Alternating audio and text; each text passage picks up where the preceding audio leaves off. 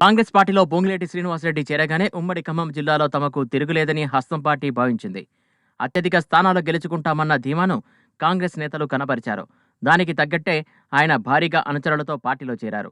మొదట్లో కాంగ్రెస్ శ్రేణుల్లో కూడా ఉత్సాహం కనిపించింది. ఇక జిల్లాలో అంతా పొంగులేటి హవానే అన్నట్టుగా సాగింది. కానీ కొద్ది రోజులకే పరిస్థితులు మారిపోయాయని అంటున్నారు. పొంగులేటి ప్రభావం అంతా పాల పొంగేనన్న అభిప్రాయం వ్యక్తమవుతోంది. పైకి కనిపించినంతగా పార్టీ బలపడలేదని భావిస్తున్నారు. అంతేకాకుండా తాజాగా ఏపీలో టీడీపీ అధినేత చంద్రబాబు అరెస్టుతో అంతా తారుమారయ్యారనే పరిస్థితులు కనిపిస్తున్నాయి.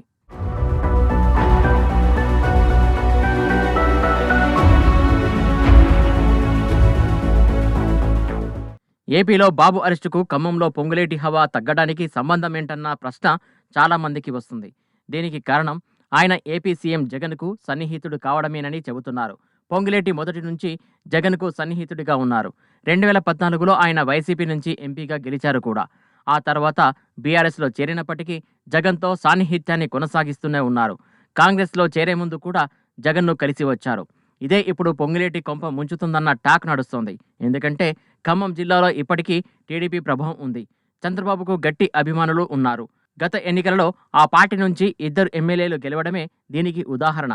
బాబు అరెస్టైన వెంటనే జిల్లాలో పెద్ద ఎత్తున స్పందన వ్యక్తమైంది. ఆయనకు భారీగా మద్దతు లభించింది. వేల సంఖ్యలో ఐయామ్ విత్ సిబిఎన్ అంటూ భారీ ర్యాలీ నిర్వహించారు. దీంతో అన్ని రాజకీయ పార్టీలు అలర్ట్ అయ్యాయి. బాబు అరెస్ట్ను ఖండించక తప్పని పరిస్థితి ఏర్పడింది. చివరకు బీఆర్ఎస్కి చెందిన రాష్ట్ర రవాణా శాఖ మంత్రి పువ్వాడ అజయ్ కుమార్ సైతం జైబాబు అనక తప్పలేదు.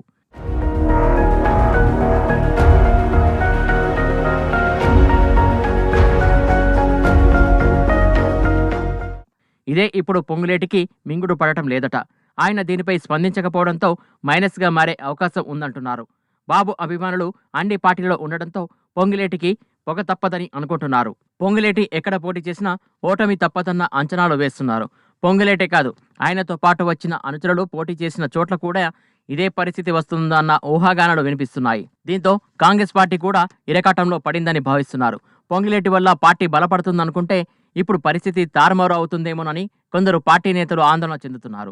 పొంగులేటికి అనవసరంగా పెద్దపీట వేశారని కొందరు సీనియర్లు కూడా భావిస్తున్నారట. ఇదే అదనుగా పొంగులేటికి పొగపెట్టే పనిలో కొందరు పట్టారు. ఆయనకు పార్టీలో చెక్ పెట్టే వ్యూహంలో ఉన్నారని తెలుస్తోంది. ముఖ్యంగా పార్టీ సీనియర్లు భట్టి విక్రమార్క, రేణుకా చౌదరి, సంభాని చంద్రశేఖర్ అనుచరులు ఇదే పనిలో ఉన్నారని అంటున్నారు. రాబోయే అసెంబ్లీ ఎన్నికల్లో వీరు టికెట్లను ఆశిస్తున్నారు. ఆ దిశగా వారు ఆయా నియోజకవర్గంలో గత 4 ఏళ్లుగా పార్టీని అంటిపెట్టుకుని కార్యక్రమాలు చేస్తున్నారు. పొంగులేటి వల్ల తమకు సీటు రాదేమో అని వీరు ఇన్నాళ్లు ఆందోళన చెందారు. దీంతో వీరంతా పొంగులేటి వల్ల పార్టీకి జరిగే నష్టాన్ని అధిష్టానం దృష్టికి తీసుకొచ్చే పనిలో పడ్డారని చెబుతున్నారు. దీంతో పొంగులేటి తప్ప ఆయన అనుచరులకు టికెట్ దక్కేది డౌటే అంటున్నారు. పార్టీ అగ్రనాయకత్వం కూడా బాబు అరెస్టు తర్వాత పరిణామాలు పొంగులేటికి ఎలా ప్రతికూలంగా మారుతున్నాయో అంచనా వేస్తోందని చెబుతున్నారు.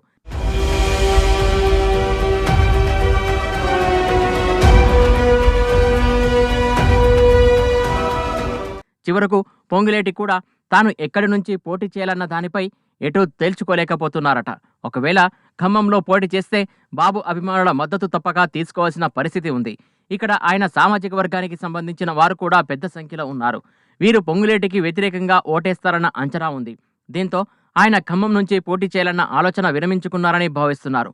దీంతో ఆయన దృష్టి పాలేరుపై పడిందట.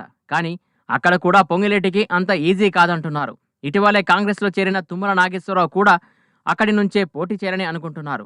తుమ్మల పాలేరును వదులుకోవడానికి అంత సులువుగా ఇష్టపడకపోవచ్చంటున్నారు. దీంతో మొత్తం మీద చంద్రబాబు అరెస్టు అనంతరం పరిణామాల వల్ల పొంగులేటికి ఊహించని కష్టాలు ఎదురవుతున్నాయని భావిస్తున్నారు.